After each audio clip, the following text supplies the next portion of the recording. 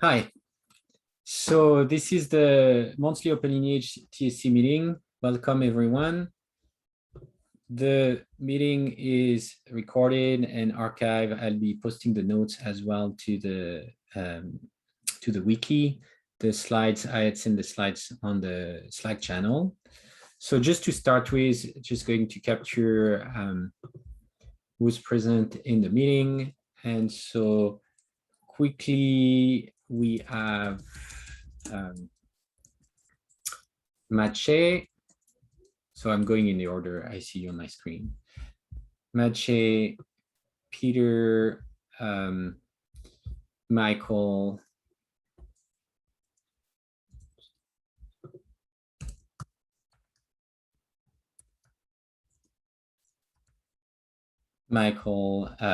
Minkyu,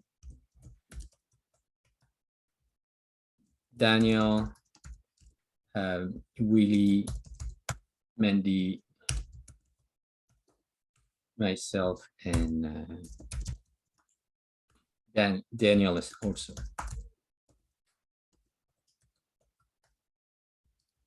So we have quorum for the meeting. And did you want to go a quick run on the introduction? Sounds like everybody's on mute, but let's go in order. Just quickly say hi and your involvement. So Mache, you're first. Hi, I'm Maciej, looking for getting data for a consulting company. Really? Is it working? Can you hear Maciej, or is it just me? I can hear you. Yeah, I hear him fine. Okay, it's just me. Okay, is it better now? Sorry, Hello. I'm on Linux. No, it's me. So I was wearing the wrong headset. Sorry about that. So that's why everybody was so silent. I apologize. I didn't hear anyone until now. Sorry about that. So go ahead, Maciej. Sorry. Okay. I'm Maciej, I'm working. Yeah, maybe. Okay. Cool. Peter. Hi, I'm Peter. I work as a software engineer at Datakin. Mike. Hi, yeah, Mike, also a software engineer at Datakin. Minkyu. Hi, I'm Minkyu, also a software engineer at Datakin. And Daniel H. Yeah, I'm Daniel, former Datakin software engineer. I work on a startup trying to tackle some lineage SQL problems. Willie. Hello, I'm Willie, also a backend engineer at Datakin. And Mandy. Hi, Mandy Chessel. I'm a project lead for Ageria, which is one of the other projects that we're hoping to integrate with OpenLineage. I work for IBM as well. And Daniel Evancini. Hi, everyone. Can you listen? Okay. Nice, welcome. Thank you. Yeah, I'm first time here. I was just on the Slack channel and I saw the invite for this meeting. I work in a data consulting firm in Brazil. We work a lot of DBT, all Airbyte, and lots of data stack tools. And we're very much interested in OpenLineage and markets projects and data catalog projects. So I'm here just curious, looking at how the project is going and the roadmap. Yeah, welcome. So so we're done with the introduction, and just I put in the slides a quick reminder of where everybody can communicate. So there's a Slack channel, the mailing list, and the archive of this meeting go on the Confluence wiki. For the agenda today, so the OpenLineage release 0.1 is coming out imminently, so hopefully today. And so we'll cover a bit of the scope of everything that's coming in this release. And then after that, we'll talk a bit about the 0.2 release, which would be the following one. And in particular, Mandy will talk about the OpenLineage proxy backend she's proposing. And then we can review quickly what's prioritized after that. And it's also a good opportunity for people to mention if something should be prioritized higher. And it's kind of, there's room for open discussion at the end to bring up any other topic we might want to talk about. So in the OpenLineage 0.1, so you can follow along on the projects on GitHub, and basically you see on the right everything that's been finished, and there are a couple of tickets that are closing. But all of that, all the main thing that's left is actually releasing 0.1. And so as part of this, as discussed in the last meeting, all the Marquez OpenLineage integration have been moved to the OpenLineage project proper.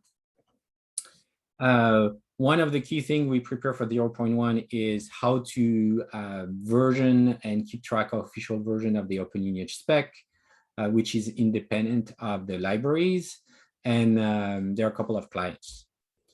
So to go in more details, the Marquez integration, and so all the OpenLineage integration are now available in the OpenLineage repo, and they'll become, there's a RC release out there, but they'll become in the coming days soon available as artifacts. And so they're in this integration folder in the repository, and you find them here. And in particular, there's an Apache Airflow integration that provides lineage for BigQuery, Postgres, Snowflake, Redshift jobs, and it's also capture data quality metrics when using Great Expectation with Airflow. There's also a Spark integration that provides lineage for Spark jobs, and there's a DBT integration that provides DBT lineage. And so that all covers. All right, quick question on that then. So the Apache Airflow, is that when Airflow is a client, it's capturing lineage on behalf of the calls it's making to those technologies? Yeah, so it's a package you install on your Airflow scheduler instance. And then whenever an Airflow operator executes, so the BigQuery operator or the Postgres operator, or, when they're executing, it's going to inspect those operators to extract the lineage and send the lineage information. So it's really it's capturing it from the scheduler. Yeah, cool. Thank you. Yeah. And similarly in Spark, you add the listener. So in that case, it's a Java package that has a listener to the Spark context, and that will provide lineage for the various actions that your Spark job produces. So in Airflow, it's at the task level that it captures lineage. And in Spark, it's at the command or action level. Your Spark job may run multiple action internally. So it's going to capture them and capture lineage and stitch that lineage back together. And similarly in DBT, there's a wrapper that will collect the lineage from the DBT files once the job is run. Thank you. And so the other thing we've been working on is this spec versioning. So the spec is published at a version URL. And it's also, this URL becomes the identifier for that schema as defined in a JSON schema spec. So the OpenLineage model is defined as a JSON schema. It publishes its version here, and it's following the schema where, so it's very similar to Semver versioning for software, except it's using, it has more semantics that are more adapted to schema version management in terms of you're only adding optional fields, for example, for backward compatible fixes or, sorry, here. So this part of the spec, right? When you make an addition, you update the patch level side. For all compatible changes, you can read all former data with it. Revision is for you make a change that may prevent, may make it compatible for a subset of the data in the model level or for major changes. So typically you want to do only addition level changes to your spec. Just keeping track that the spec has changed, but it's backward compatible.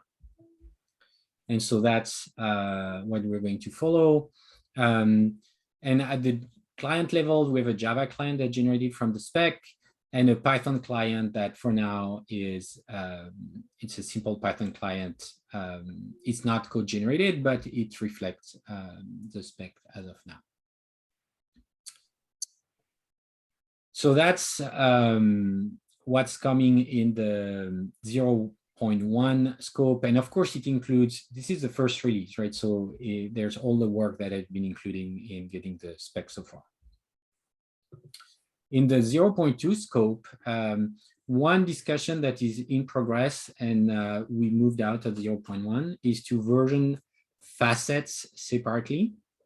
So currently, version facets separately have a clear consumer spec for people who want to consume all OpenLineage data without worrying about versions of facet, like consume facets independently of whatever versions they are, and the proxy backend discussion. And sorry, I was talking a bit ahead. So about versioning facets separately, the idea is to follow the same notion, right? Right now, facets are defined in the same core spec. Everything's defined in the same core spec. But the goal is to split out of this spec all the facets. So each facet would be versioned independently in its own file. I'll give the example here of a dataset schema facet to give an example. We would put it in a different file. It would have its own version number. And the spec would contain only the core spec, which is the lineage event, the run, the job, the dataset. And the goal of this is really to make those version number change only when there's something that changes to the core spec, and each facet, like avoiding this effect that when you change any of the facet, it increments a number for everything. And really managing compatibility of facet per facet, and like have each of those things managed independently. So that's the goal. There's a ticket that's open that clarifies all this reasoning here with the example of the dataset schema facet, what they would look like. And there's a PR that is in draft mode, but that's not finalized yet. That also give an example of what the core spec would look like without the facet in it. And also capturing this, that's also defined the consumer spec, because when you want to be able to consume OpenLineage event and just accept any facet without necessarily depending on their schema, that also become the consumer spec, which is how you consume facets in general. So any question on that particular aspect? So, and feel free, please go chime in that issue ticket for this particular thing. And this is all using the same versioning mechanism than for the core spec at the moment. And for the next item, I'll let you, Mandy, take over and talk about the proxy backend proposal. Okay, so this is obviously something that can be implemented in a variety of ways, which is why it's worth talking about it now. But the top picture here shows what I believe we have in version 0.1, which is that a runtime such as Airflow or Spark has a client in it that allows it to publish lineage events. And those events currently are going to a well-defined HTTP backend. And in practice, that's typically Marquez, because that's the first one that has implemented it. And then the advantage of that is that the runtime doesn't need to install anything. It just issues an HTTP request and pushes these events out. So if we look at other technologies that might want to consume it, the purpose of the proxy backend is to require no change in the job runtime. It still pushes out to an HTTP backend. But what goes on inside here is that it has rules or sort of configuration to say, actually take that lineage and publish it elsewhere. And the first idea is to just publish it to a Kafka topic. And this can be the first sort of stage of sort of distributing or filtering and distributing to different destinations depending on the type of lineage. So the first one, I'm just going to have a really simple, every event comes into the proxy backend and is immediately transported into the Kafka topic. And then we can consume it from other runtimes, and that's how we're planning on consuming this in Nigeria. The alternative is, I think that's an item, is that actually the client makes their own choices on the client. Sorry, the runtime makes their own choices on the client that they call. So we would have a Kafka client that would directly write into the topic. And there are probably use cases for both in terms of who chooses where the content is delivered to. So any questions or thoughts or recommendations for how this would be implemented and whether this is desirable for 0.2? So the My proxy question back. is, Oh, yeah. go ahead. what's the advantage of using the proxy backend? So for example, Right. if you had, so if you had, in its first version, it means that the consuming runtime doesn't need to implement the HTTP endpoint. It can just listen on, and be notified when things are coming through. It is the first stage in being able to route different types of lineage to different types of destinations. So if, for example, certain types of jobs were needed for regulatory reporting, you might have one Kafka topic for that type of lineage so that it then goes into a long-term storage because it might have to be kept for multiple years. Or there might be other lineage which is actually quite low level, more used for diagnostics, that type of thing. And that might go into a different destination. So two main reasons. One is that the runtime is not affected, but it allows us to distribute through different technologies. And the other is to then be able to put a rule-based filtering and routing policy into the proxy backend. So to me, this is personally for what the feature I think we need is this routing mechanism is a really important one, or like people using, for example, Marquez and Nigeria together or other projects. That's a good way of having a centralized place when you can configure that without having to impact every single integration, right? If people have multiple Airflow instances, multiple things they are instrumenting, they can all point to their centralized proxy that then controls distribution of the various consumers of without having to manage those type of technologies in all places. So it's kind of, I think to me, that's a very strong aspect of this design. Essentially, it's just going to be its own service that is is maintained by OpenLineage. So essentially you have it where events go in one direction and then it fans out. Is that Yeah. kind of the idea? Yeah, Okay. yes. Yeah. So if it doesn't go into OpenLineage, we will do something similar in Nigeria. But I think it belongs here rather than in Nigeria.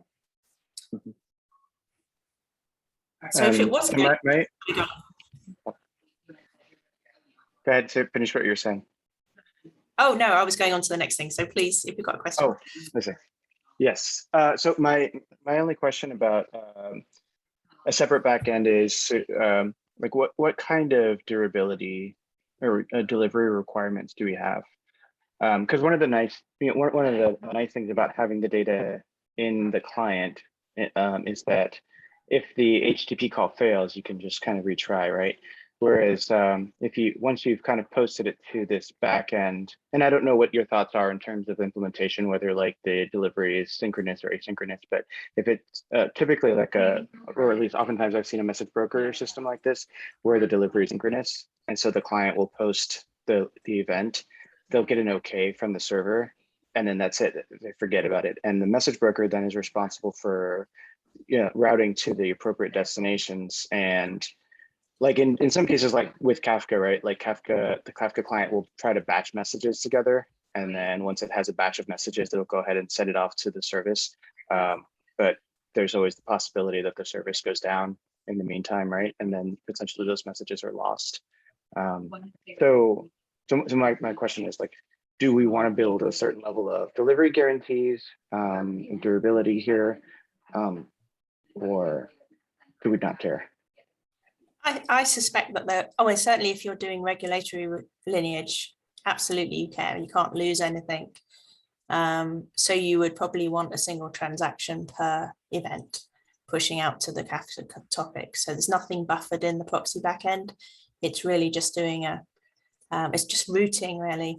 It's not, and as I say, we might have in follow-on releases the ability to have multiple destinations that it's handling.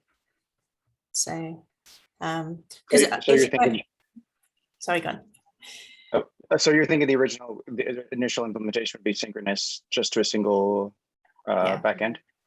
Yeah, because if the alternative is say we put the endpoint in Nigeria and Marquez and both wish to consume, the client's got to send it twice. Which is not great. And so the client, the client or the runtime is not at all what it could impacted by what is sitting behind the HTTP. And the other thing is different job runtimes might be sitting in different clouds, cloud environments or different data centers. And so this way would allow you to have the proxy backend in each local area where the jobs are running, and then coming in through something like Kafka to go out to the enterprise through a well-defined service. So there's, so you've got the sort of the ability to scale to to the enterprise, to a multi-cloud environment. Yeah, I imagine there will be multiple configuration of this depending on the context. Like people care about regulatory, they make it configure it as synchronous. If they care about availability and not blocking anything, even if various consumers are slow, they make it more synchronous with some persistence. And maybe, I think like you were saying, maybe just write to some queue first, like the Kafka topics, and then something else does the distribution from there to other things. Yeah. So this may depend in the future. Yeah. I think that makes total sense. And just wanted to welcome Ryan, who also joined the meeting. Ryan, I wanted to mention, I think you were interested in multiple consumers of the event, OpenLineage events. So you joined just right in time. I don't know if we still have Ryan, but Otherwise, that's fine. Yeah. Mention it again. Go ahead, Mandy. So the next question is the technology to implement it. So if it was part of Ageria is a Spring Boot application. Is that acceptable to this project as a style of creating a server, or do you have something else that you would prefer we used? I'm partial to Drop Wizard, but that's just me. Because behind the scenes, you're still using, I think, core libraries that you build an API with. With Spring, I know it's come a long way, so maybe it's easier to get it set up that way. But honestly, yeah, I personally don't have a preference besides the fact that I think Drop Wizard makes it super easy to configure your server and stuff, and it's written in Java. So as long as it's Java, maybe that's all that matters. Maybe that it's written in Java. I'm sure. I mean, it's not going to be a lot of code to start with. Sorry, there's a question. Let me just say that as someone who primarily works with Python, I think Java is a great choice. Is that because you don't want to maintain it?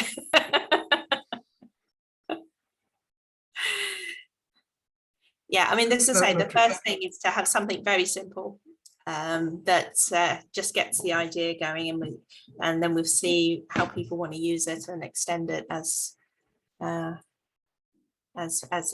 time progresses. So, yeah, I think sorry.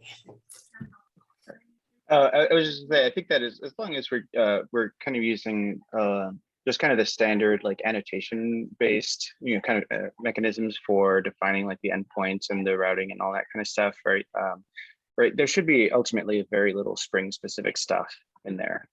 There's really going to be a lot of like Java, the REST annotations and stuff like that, right? So right. It kind of doesn't feel like it doesn't really matter. Yeah. So the way we do this in Ageria is for all our REST APIs, there's a Spring resource module, which is Java class, that has all the annotations in it, and then it delegates down onto pure Java class. And the idea is that if any time we want to replace Spring with something else, we just replace that outer class, and all of the logic inside is protected. And then we have a thing called our server chassis, which is Spring. And then but everything that's that's actually real implementation is not a Spring Bean. It's actually Java code that is called from the Spring Beans that kick off. Because we've always had a feeling that you can't trust that Spring will always be around. So we tend to write it so. Yeah, it's been like what, 20 years now. I don't think it's going anywhere anytime soon. It's just that Pivotal's got rid of it and given it to VMware, and it's like, well, where is and also the what's it called? The micro profile is coming on and is starting to do. Is really starting to increase it. It's starting to replace Spring. So that's why we've been trying to keep it to the right on the edge of the software. And I think if you're going that route where you're not necessarily using the Spring libraries for a lot of the core logic that you have, with Drop Wizard, this HTTP server is Jersey, and then you use Jetty, and then you still have Jersey for your RESTful web framework. So I think if you go that route, it simplifies things, and you don't have Spring specific libraries. But it also might be helpful to discuss that in an issue as well. Yes, because I don't know the framework that you're talking about, so I'd need some education. Sure. Okay, great. No, yeah, if you want some examples, Marquez is written in Drop Wizard, so you'll be able to, if you want to poke around the code that way. Okay, but happy to discuss that's it. fine. It's really also. I mean, I'm the minority here, so if what you're used to is something different, I'm very happy to try something different. So yeah, so the ticket to discuss this is this 152 here. It's linked from the slides. You find it in the agenda. Yeah. Okay. Perfect. Cool. Thank you. Yeah, I think the only thing, I think that Java sounds great to me for this. The only thing I can think of in the future, if people start using the pattern of having, the sidecar on their deployment, where every node has a proxy running on it and they send their event to localhost on a certain port, I think then we may need to have another one that's not Java or something. I think maybe this is centralized. Like people tend to use Go for this, or like a language with low memory overhead for something simple. But I think we should, as the first implementation, and I think this is a great choice, right? So that's the only thing I think of. If we start having this pattern where people want to have a sidecar type thing that goes on every node, then maybe it needs to use a technology that's kind of more like and that might be very common, because one of the questions you can get with lineage data is the security of it. Sometimes it's very sensitive, and you may want to have a local proxy that actually is filtering and doing some redaction in the lineage before it goes far. So that is likely to be a common pattern, I suspect. Yes, I think one thing that's common is, like, here we talk about only metadata, which is usually not covered by any privacy, unless people start leaking. Not actually true. Private. People think it, but it's not actually true. Yeah. So, but to your point, what you were saying, like, that's where you'd want to kind of verify, like typically with like data quality metrics, statistics, for example, if we start capturing mean and max, if people capture mean and max on a social security number column, that's going to be problematic, or on an email address or something like that. Or even the presence of a particular file being processed for a particular employee. If that file is about, I don't know, disciplinary procedure, just knowing that file's there. You don't have to see what the data's inside. That tells you things. The number of files in a certain directory tells you what the sales likely to be for the year. All those things tend, increasing as the metadata gets richer, and we distribute it. So it's Ageria's fault partly. Then the security starts to kick in, because there's so much you can derive and understand about the organization from it. So. And there's nothing in the regulations that distinguishes between data and metadata as well. So yeah, it does, unfortunately. Even putting the creator's name in something can cause you problems. That makes sense. So any other questions on that topic? I think you sold Willie on Golang approach. So I was meaning for, I thought like we decided on Java, right? But like I was thinking like the only thing is like in the future we could have more. I can see Willie, the wheels are already turning. He's like, no, let's just do this and go. Yeah. Well, if you wanted something other than Java, you'll have to help me. So, happy to. But yes, so I'm whatever you want, really, as long as the bit that I need to deliver, the bit that is the bit that pulls it out of, well, pushes and pulls actually as well. So we're planning on both consuming lineage so that we can distribute it, and also pushing lineage that we've got from ETL engines and things that are not OpenLineage enabled. We would push that out, but we would be calling the HTTP backend probably as we're on our outbound flows. So, and that means that type of lineage can be picked up by Marquez when we do that.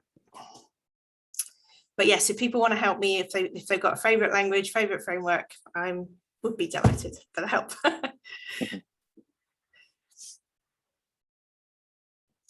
Okay, thank you. Thank you. And so the next step doesn't have, next slide doesn't have much to it. I just wanted to remind people how the roadmap is managed. So OpenLineage 0.1 is closing. And so the next release is 0.2.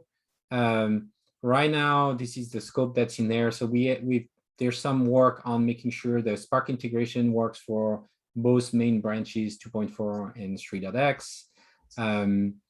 There's the proposal from Mandy about the, actually I need to, for the proxy backend, it's here. On the Airflow side, we've been working on making sure it's tested, same thing for the two branches, main branches of Airflow, 110 and 2.x. Breaking out the facet, there are a couple of bugs that are being fixed. And if we look at the next, what's in the roadmap, so the roadmap is organized with what would go in the next release right after the current one. So currently we have Flink integration, add a Kafka backend. So depending on how the proxy backend works is kind of the priority of this might change, right? It depends a bit. I think Flink integration is high up. There's some automation for the website. There's a bit of things in the future. So things that are not prioritized yet, but people, it's kind of also helped measuring how much people need those things. We also, I have work to do in clean up certain things because we still have a few tickets. So I started cleaning up that, but since we moved, you know, the integration from Marquez, there's a series of tickets that are still in the Marquez project that need to be copied over to OpenLineage. So they're here. So it's just like 12 tickets that need to be added on the OpenLineage side.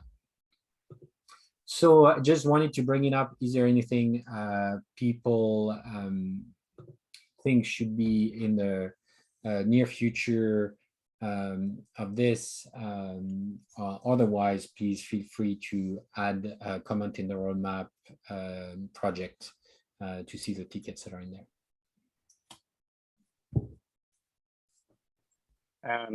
There, you know, a couple of things I feel like we're missing on the roadmap are kind of extension points, like hooks in the different integrations. So Spark and Airflow, I feel like it would be really nice if there was an easy way for users to add their own extractors or their own, you know, plan visitors. Just because, you know, there are a lot of that we want to get to, and, you know, eventually we'll get to, but maybe it, in order to allow people to adopt sooner without necessarily having to contribute to the project itself, it would be nice if there were easy extension points. Yeah, that makes sense. Also, I think one thing I had discussed with Ryan in the context of the Iceberg project, you know, is letting, like in Spark, for example, letting the data sources add their own facet, publish their own facet and add them. And so it's something we had started discussing, and it is right that it is not captured as a ticket yet. I think, Mike, actually, you had there's a ticket in Marquez about the visitor thing that we need to move on. You have it, I think you do, making the Spark integration extensible. So there's some, it's partially documented here, and we need to move this ticket over. And I think, yes, enabling, that's like enabling data sources to publish their own metadata easily as part of this is also another powerful thing. Okay, so I took a note in the notes, and we can, I'll add the to-do item on the notes that I publish to make sure we keep track of this.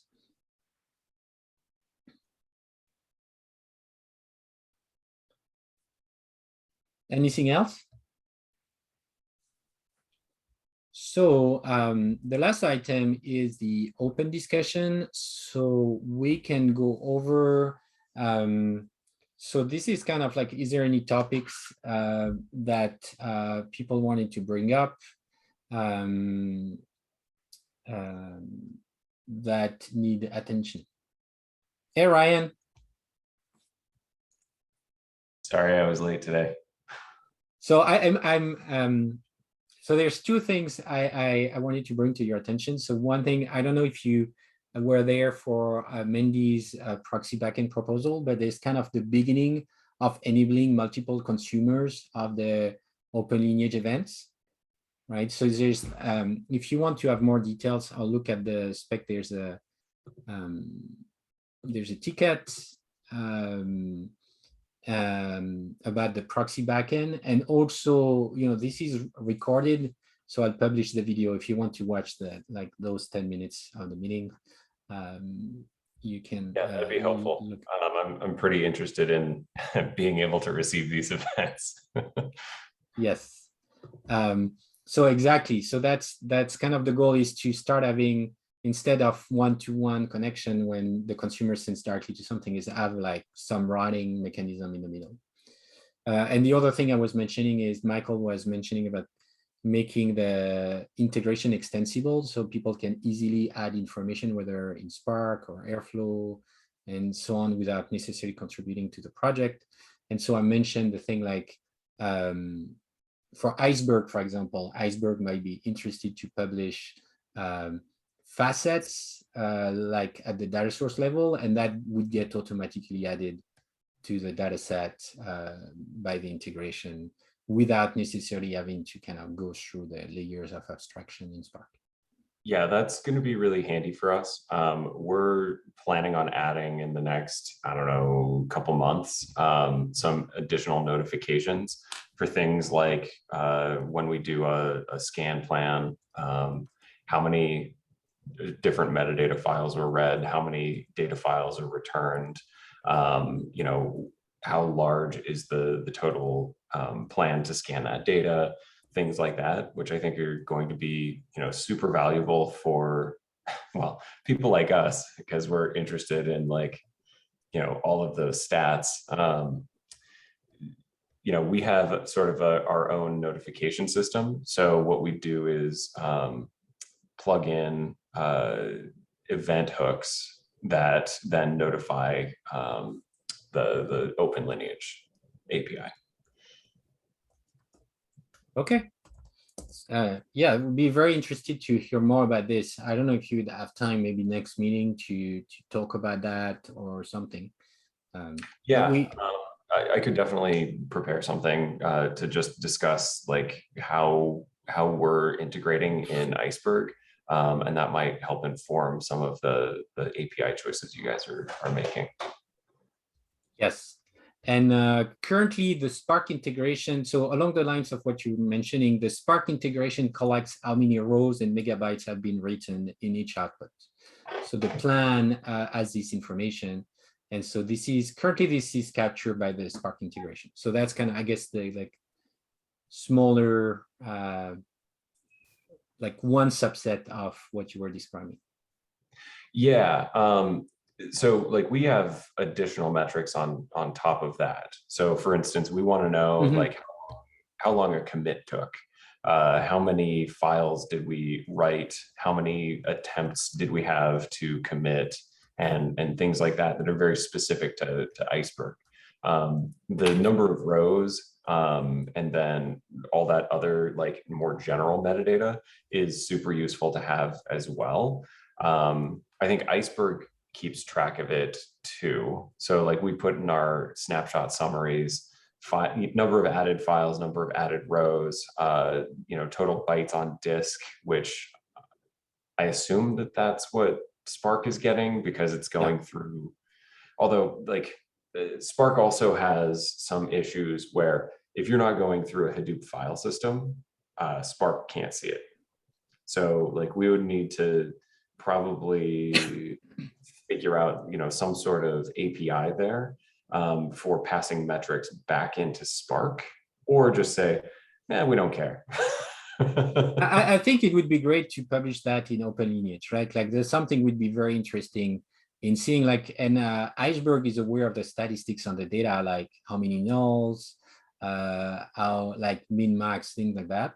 So it would be also very useful to be able to publish that. Independently of the file system, Iceberg knows, right? What the files are. Well, yeah, so Iceberg actually what do we do? Yeah, when you write a file, we get all that information from Parquet or from Orc or whatever. I think Orc, you actually have to read the file footer to recover it, but like Parquet, we just get that directly when you read.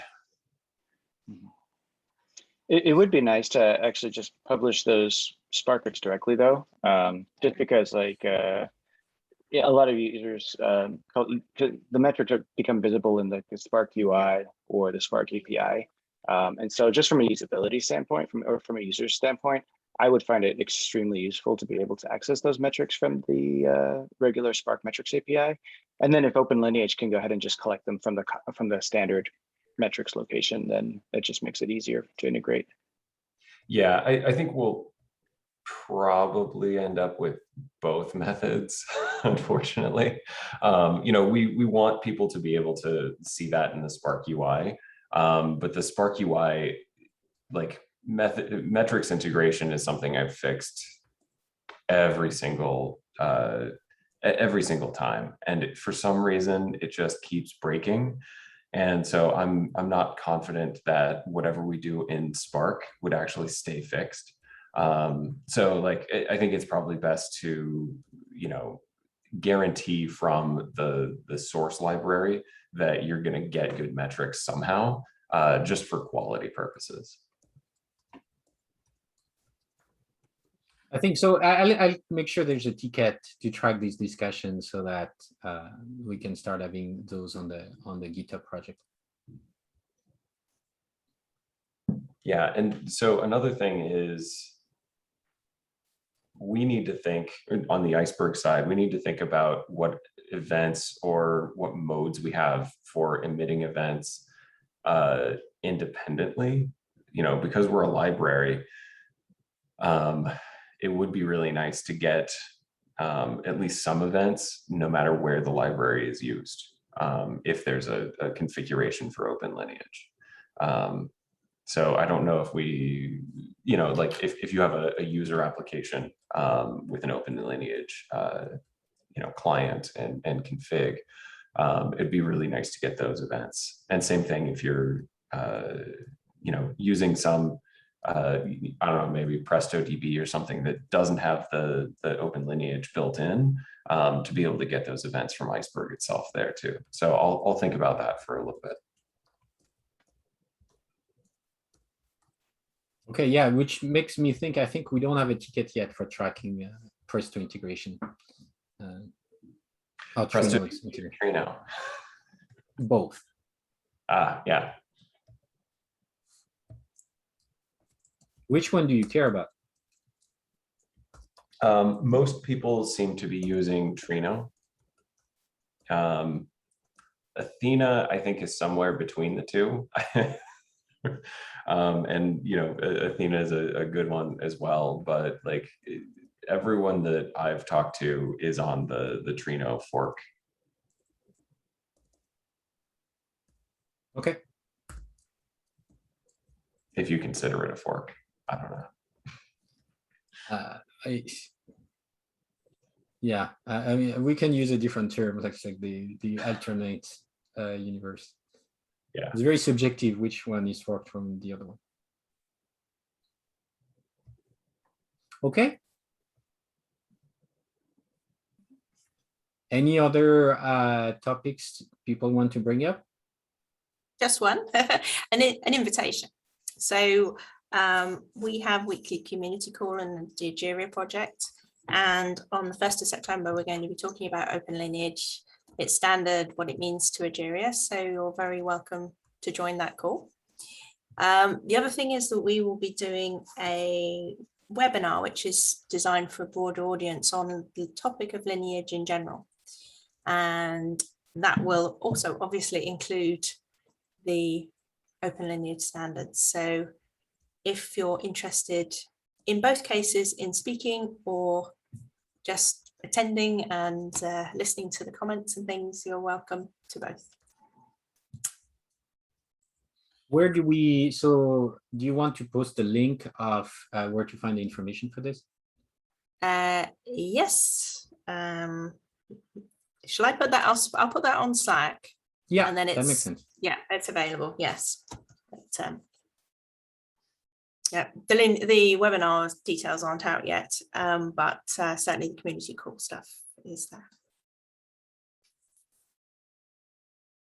Ooh, well, thanks for extending the invite. Mhm. There's a catch though. I think if, as I remember, this is on morning European time. But, oh yes, yeah. No. The community call isn't. It's a little early for you. It's 1 o'clock UK time, so that's 8 hours ahead. Oh, so yeah, so it's a little early. The webinar we'll probably do later in the day. So yeah, I think. Yeah, sorry. No, yeah, I think that it'd be great. I think I've meant to join that call for a while, and I haven't yet. But well, that might be a good one to join because yes. you know people will then get to meet you, and because I think this is a good community to see more about OpenLineage. So we have different vendors who do lineage themselves and things like that. So probably be a good audience to hear about what you're doing. And if we can actually show that, I'm hoping on the first to show Egeria exchanging, you know, integrated with OpenLineage as part of our support. So as long as things all go well, that should be quite nice. So yeah, we're looking forward to it. And yeah, if there are any questions, I think Slack would be a great place to discuss that. Okay. Cool. Thank you, everyone. And I think that concludes our meeting for today. Have a great day, evening in general. And see you next time, and we'll follow up. I'll publish the notes on the wiki and the recording. And there's a couple of to-dos for following up on tickets. The tickets we discussed today are listed on the slides. You can find the numbers and link to them. Bye, everyone. Yeah. Bye.